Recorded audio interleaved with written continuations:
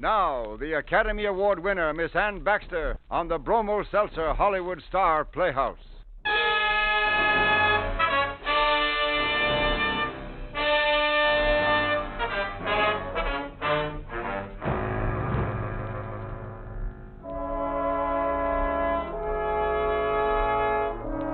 Bromo Seltzer presents Hollywood Star Playhouse. Tales of suspense, thrills, adventure by Hollywood's finest writers with Hollywood's top stars.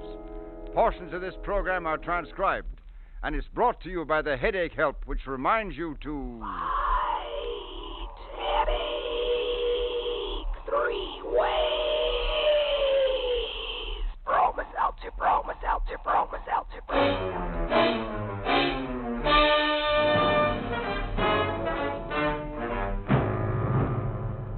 Good evening, ladies and gentlemen. This is Herbert Rawlinson. Welcome to Bromo Seltzer Hollywood Star Playhouse.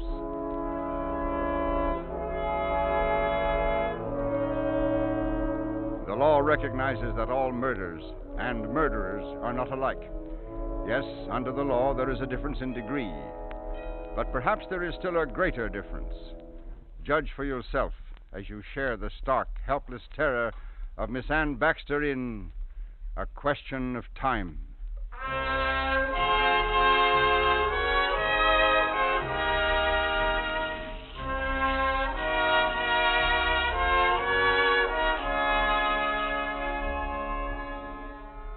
The road south of Ensenada, groping its way down the spiny peninsula of Baja California, is no road at all by the standards of the average motorist in the United States. It's a road of dirt and desolation, a road of shifting sands and bruising rocks, of quail that scoot through the variant clumps of cactus, and doves that rise in soft whirring clouds, a road of palm trees and mangroves and fairyland beaches. High adventure beckons down this road, but never again will it beckon to me. You'll love it, Mary. I spent a few weeks down there one summer, back in 39 or 40. It's like another world, a throwback to Kit Carson days. And practically on our doorstep. Fishing, I've never known anything like it. And the change will be great for you and the kid. He's 7 years old now. What a bang you'll get out of it. Never forget it as long as he lives. Oh, come on, Mary. What do you say? I didn't begin to get really uneasy until the third morning, when we stopped at the little mining town of Masada for some last-minute supplies. It was only 9 o'clock, but the heat pressed in on the car in shimmering, oppressive waves.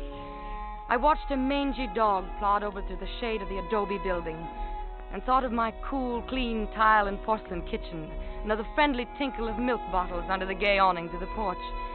And I couldn't help wishing that our vacation was over, that we were heading north instead of south. Move over, Bobby. I'll just dump this stuff in beside. Sure, Dad. We all set now? All set. Next stop is it. Oh, Doug. Yes, Mary? That man, I think he's coming over to talk to us. Oh. Buenos dias, senor. Buenos dias, amigo. You're going south, see? A couple of hours' drive from here is all. If I don't get lost and can still find the place. Place to fish, eh? Right. But you got a gun, see? Why do you ask that? Well, I do not wish to alarm you, senor, but, well, I am from the Department of Policia. I had a hunch. We were looking for somebody from across the border. Maybe you're reading the papers, eh? His name is Lawson. You think Lawson's down here? Nah, it's hard to tell. Maybe yes, maybe no. I've got a gun, all right. Doug, maybe we should turn back. Gosh, Mom. Okay, whatever you say, Mary, but chances are he's hot-footed at hundreds of miles south, if he ever came this way at all. See. Proof we don't have, but that's such a pity to spoil your vacation. Sure. You ain't gonna make us turn back, huh, Mom? Bobby? Okay. You aren't gonna make us turn back, are you, Mom? It's up to you, Mary. But with the place only a couple of hours from here. Please, Mom. Well, I just thought... Atta girl. Adios, senor. If we stumble on anything, we'll let you know. Muchas gracias, senor. Good fishing. Good hunting for you.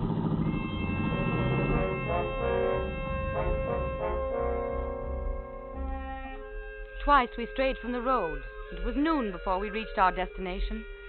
A curving bay with a wide fringe of coral sand, and waters so sparkling that they mirrored the furry white patches in the sky. There was only one thing to mar the breathtaking perfection of it. A long, lean jetty that bisected the shore, standing gaunt and ugly during low tide, when only its farthermost piers dipped into the water. I hated that jetty from the moment I first saw it, and yet somehow I had expected to see it there. We'll pitch the tent up above by the road, Mary. Now that you've had a glimpse of my soul's delight, what do you think? And it better be ecstatic. It is, except for the jetty. Oh, that. There's an abandoned onyx mine near here. They built the jetty so they could load the stuff onto boats. Are we going to fishing from the end of the jetty, Dad? We sure are. And, son, if you had a freckle for every bass and barracuda that I pulled... Hello. What? Oh. Huh? Blocked off the approach to the jetty. Yeah. What's that sign say, Dad? Peligro, danger. Oh, well, we can still fish there. I should say not. Oh, Mom, you're a spoiled sport. This morning you wanted us to turn back because of some man, and now Bobby, you you're speaking to the woman I love.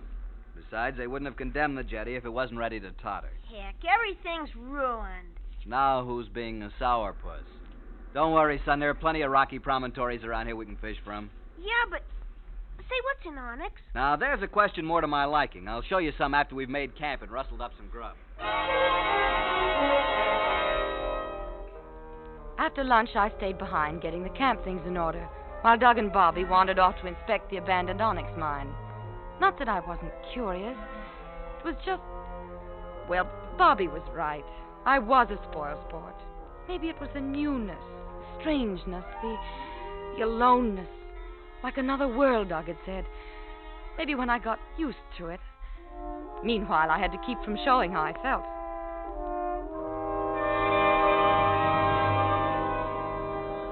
Doug, where's Bobby? I sent him down to the beach. I didn't want him to hear. What? Mary, I think someone's been hiding in the old onyx mine. The man they're looking for, Lawson. Yeah. What makes you think so? There were remains of a fire. Well, but it could have been anyone. Keeping that fire from being seen wouldn't have been important to anyone. Well, maybe it was a long time ago. Mary, if I'm any judge, somebody cooked himself some fish there last night. Oh. Well, what are we going to do? Head back for Masada and tell that police officer. We'll leave the tent, but toss everything else back into the car. Let's see, it's 2 o'clock now. Doug, you shouldn't have let Bobby go off by Oh, himself. now, Mary, just because... He's within earshot. I know, but... Okay, if it'll make you feel any easier. Doug. What's the matter? There, Bobby. Where? Out on the end of that jetty, and it isn't safe. Can't be that unsafe. Bobby! Walk slowly. What did I tell you about that jetty? Now get off of there this minute. You heard what I said. Guess he got excited and ran out to wave at that boat out there. Yes, Must be one of those lobster boats. They go up and down the coast buying from the native fishermen. Hurry There's up, Bobby! Better not rush him too much, Mary. Big gaps in the planking. He's liable... Well, he's got to watch his step. Watch your step, Bob. Oh, Easy now. He may have just slipped. Yes! Mom, Come on, Mary. He'll be all right. He just got his foot stuck is all. yes, but that jetty... Don't get yourself in an uproar. It's nothing worse than making him panic. Just stay put, son. I'm coming.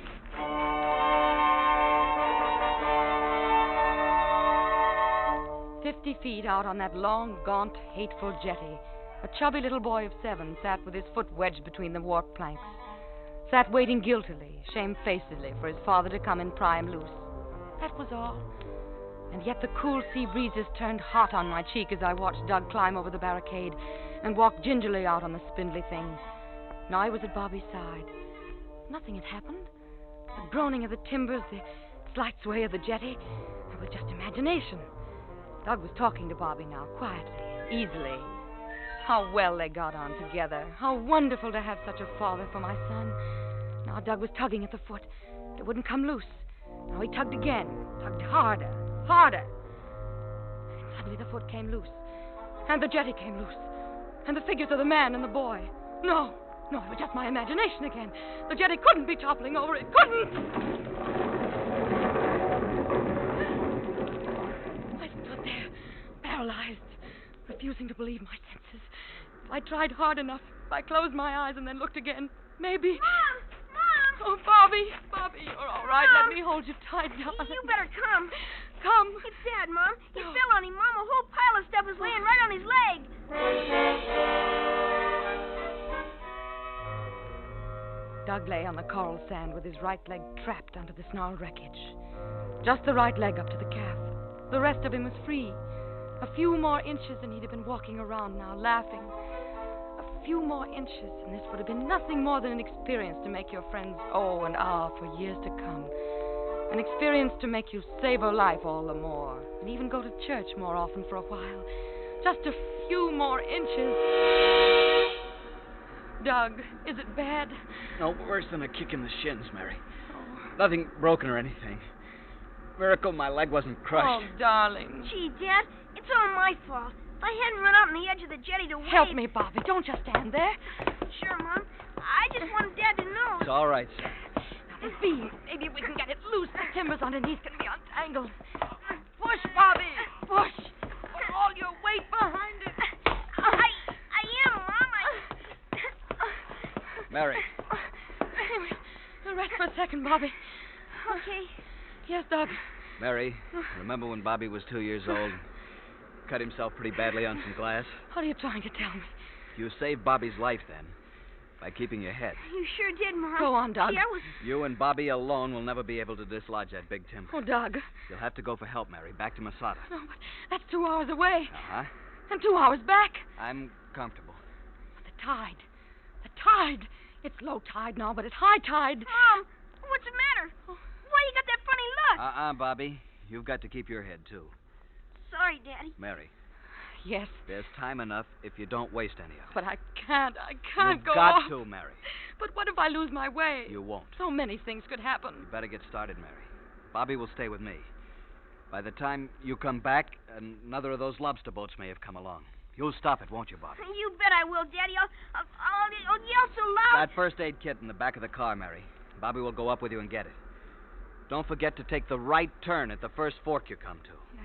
And don't try to drive too fast, or... Better get started, Mary.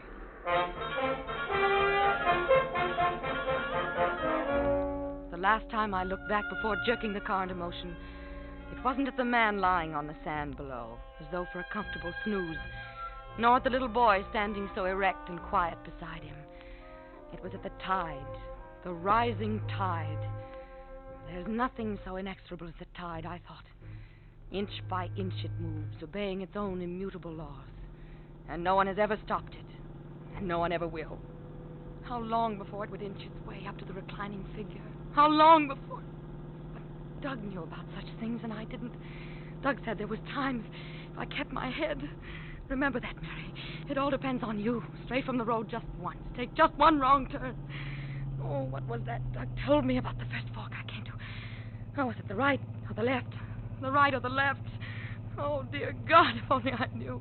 If only I'd written it down. Right or left, right or left. I had to decide now. Oh, use the fork in the road. I couldn't go back and ask Doug. It was 15 minutes I'd been driving already. Back and forth would make it half an hour lost. This was a race against minutes, against seconds. I had to make up my mind, right or left. Left. Yes, that was it.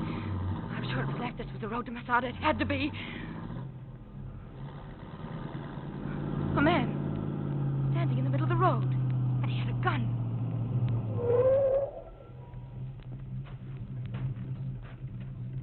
Well, I'm in luck. I was afraid you were going to take the other turn, the one to Masada. The other... Oh, what do you want? Your car, ma'am. But you can't. I've got to get to Masada. You must be lost. Yeah. But you got nothing to fear, ma'am. All I'm taking is your car.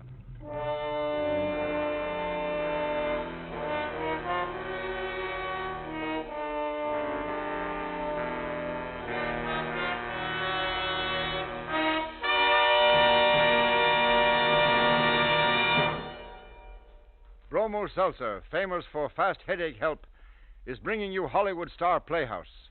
Tonight starring Miss Ann Baxter in A Question of Time. Bromo Seltzer, Bromo Seltzer, Bromo Seltzer, Bromo Seltzer, Bromo Seltzer,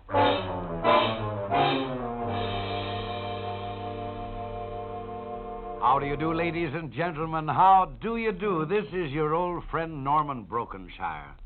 Say, I hope you'll consider these 3 important facts the next time you get an ordinary headache. 1, Bromo Seltzer gives quick relief from headache pain itself.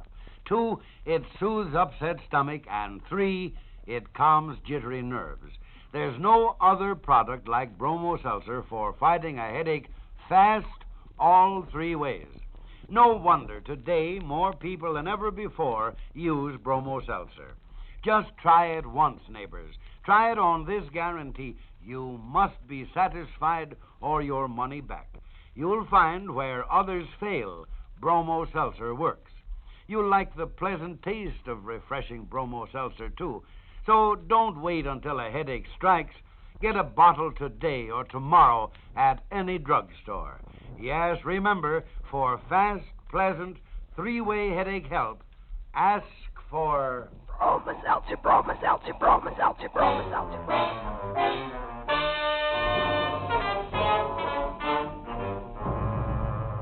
Now, Act 2 of A Question of Time, starring Miss Ann Baxter.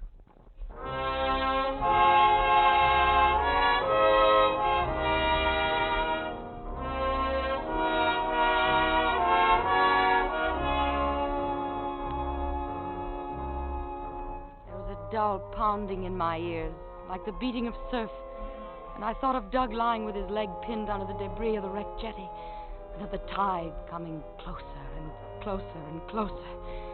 Then I looked at the blur and looked again, until it had become the figure of a man with a gun pointed straight at me. I'm telling you for the last time, ma'am, get out. Listen to me. You've got to. I can't let you have the car. It's a matter of life and death. Matter of life and death with me, too, ma'am. That's why I'm taking it. But if I don't get to Masada in time and bring help, you know that jetty. Near the old Onyx mine? Yes. Where your husband was snooping around? Yeah, you saw him? Why do you think I'm moving on in daylight? Oh. What about the jetty? It collapsed and pinned my husband underneath. I've got to get him out before high tide.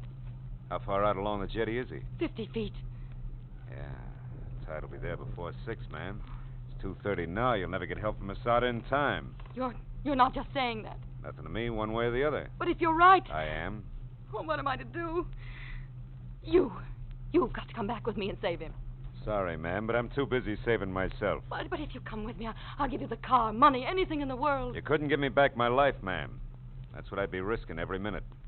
Remember, I'm wanted for murder. But it wouldn't take long, and there's nobody to catch you. If there was, would I be begging him? A murderer? Oh, please, I didn't mean that. Maybe you aren't guilty of murder. I am, though. But you had what you thought was a reason, and now you haven't. This would be murder without cause, without provocation. We're wasting time, ma'am, both of us. You won't... But there's a goat ranch down the road a piece. 2 men there, a fella and his son, I judge, both of them husky. You'll take me there. Yeah, I'll do that for you. But that's all.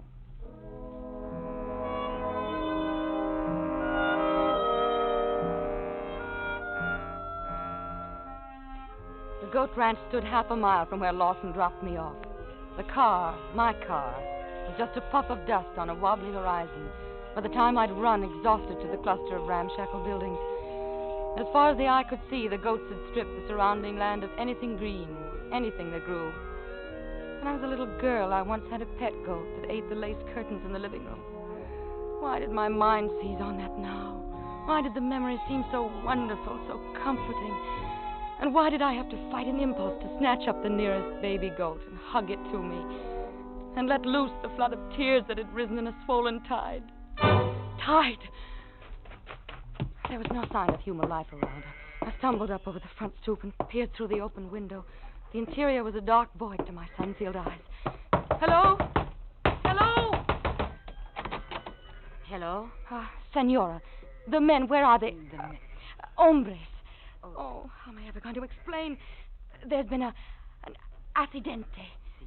You've got to understand. Si, I understand. Oh, you speak English? Poquito, a little. Long time back, work in Tijuana. Waitress. Listen, I was told that there were 2 men here. I need them. Quick, to help. Where are they? They go, Meseda. They back evening. Evening? Oh, no. Well, things can't happen like this. They can't have gone to Mesada. They were my last, my only hope. Maybe I help. Only woman, Oh, but... yes. Yes, you'll go with me. To the shore. The jetty. Oh, what's the word for jetty? A sort of puente. You know, a little bridge. Puente. Sticking out into the ocean. Down by the mine. The old mine. Si. Yes. In a Spanish muelle. Good. Now, listen. The muelle, it fell down. Fell down on my husband. I've got to get him free before high tide, or he'll... You're strong. You could probably do a man's work better than most men. Together we'll... Please say you'll go with me. Si. I go. Gracias. Now, how'll we get there? You have horses? No horses. Burros. Oh. Burros go to Mesada. Well, then... Walk, senora. We walk.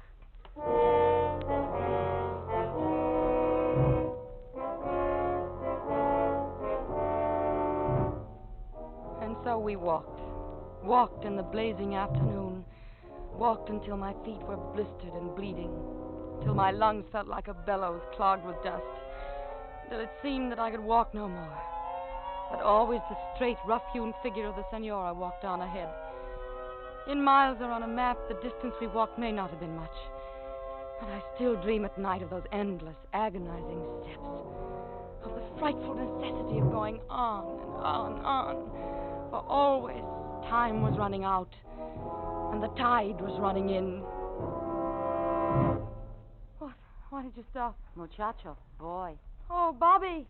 Mom, we thought you'd never get back. It's past 5 o'clock. The water's coming awful close. Not until that moment did I realize that all this time I'd been clinging secretly to a straw. A straw of hope that something had happened while I was gone. Something that had brought about Doug's deliverance. Like the arrival of a lobster boat. But now that this was swept away, so were the shackles of my ghastly fatigue. Suddenly I was on automaton, unable to feel except the icy horror of my heart.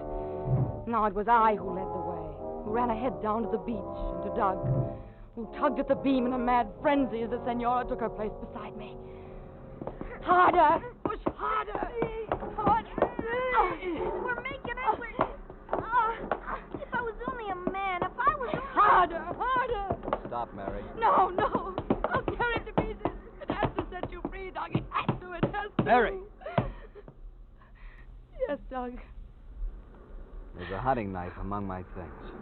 A knife? To chop? No, Mary. I thought of that in the beginning.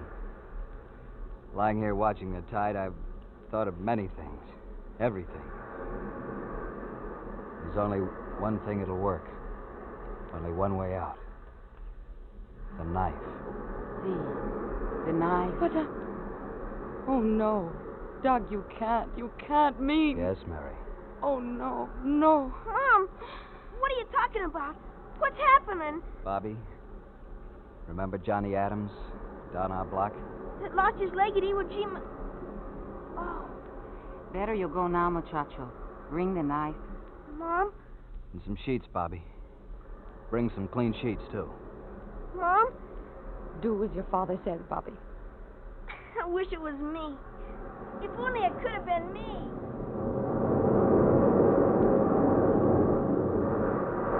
Out over the ocean, the sun was already getting low. But the blade of the hunting knife gleamed hypnotically as Doug took it from its leather sheath. For an idiotic moment, I thought he was going to hand it to me. But he didn't. He handed it to the senora. Muchacho, better you go away. I want to stay. I want to help. Bobby. Let him, Mary. You'll be all right, won't you, son? Sure, Dad. Only... better not look. You too, Mary. Doug. There's no other way, Mary. Remember that. Yes. Ready with the first aid stuff? I'm ready. All right, senora. When this wave rolls back, that'll be it. I closed my eyes, braced myself, waited. It was one of those moments when time stands still. As though in a dream I saw myself in my bridal gown. There was the caress of orange blossoms in the air, and the man I loved was coming slowly toward me. He was smiling at me, smiling tenderly. In my dream I wanted to smile back, but my eyes were riveted on his feet, on his foot, his right foot. And even as I watched, the foot fell away at a point just above the calf. And someone, a man, was shouting. Wait with that knife. I opened my eyes. It was Lawson. You were right, man. I may be a killer, but that was for cause, for provocation. I I had to turn back. Let's all get to work now. Without that knife.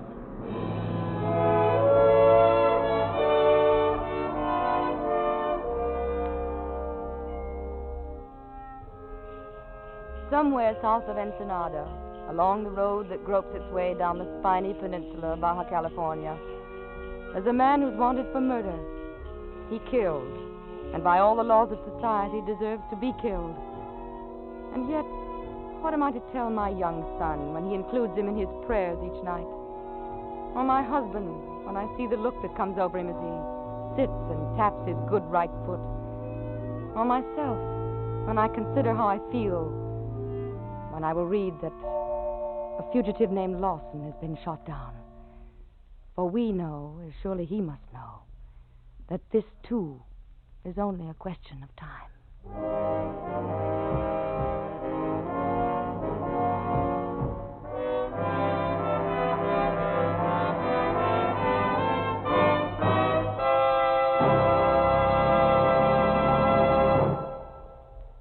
And we're certainly grateful for a thrilling performance. Thank you very much. Oh, it was a pleasure, Herb. And I'd like to say thanks to Harry Bartell, who played the part of Duck. Thank you very much, Harry. In just a moment, I'm going to introduce Mr. William Powell, the star of next week's play. Now, here is Norman Brokenshire. Here's a tip when you're making a trip. Put a bottle of Bromo Seltzer in that grip of yours. Because, neighbors, when you've got Bromo Seltzer along with you, you're ready for fast, pleasant, three-way headache help at all times. And you never can tell when an ordinary headache will strike. You know, Bromo Seltzer is famous for giving fast, three-way headache help. Now, by this, I mean Bromo Seltzer quickly relieves the pain of the headache itself. And at the same time, it soothes upset stomach and jumpy nerves that may team up with that headache. And it's so pleasant tasting, too. Neighbors, it's actually refreshing. Bromo Seltzer is on sale at all drugstores. Caution, use only as directed. And, of course, if a headache persists or recurs, see your doctor. Remember this tip when you're making a trip. Put Bromo Seltzer in that grip of yours. Be prepared to Fight headache 3 ways. Bromo Seltzer, Bromo Seltzer, Bromo Seltzer, Bromo Seltzer.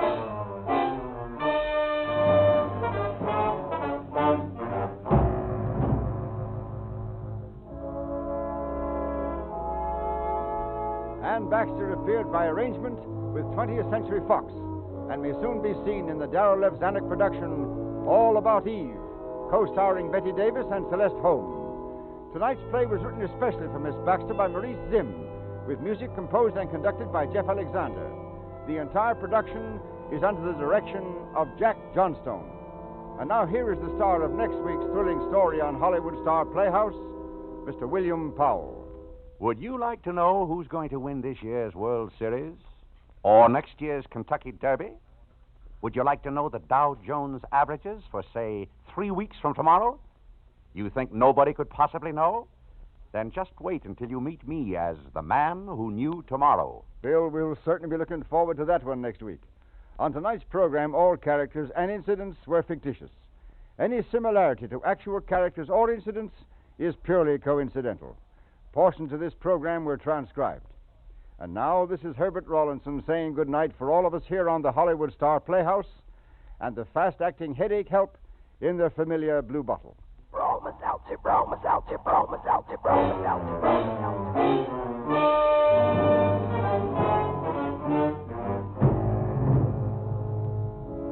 This is CBS, the Columbia Broadcasting System.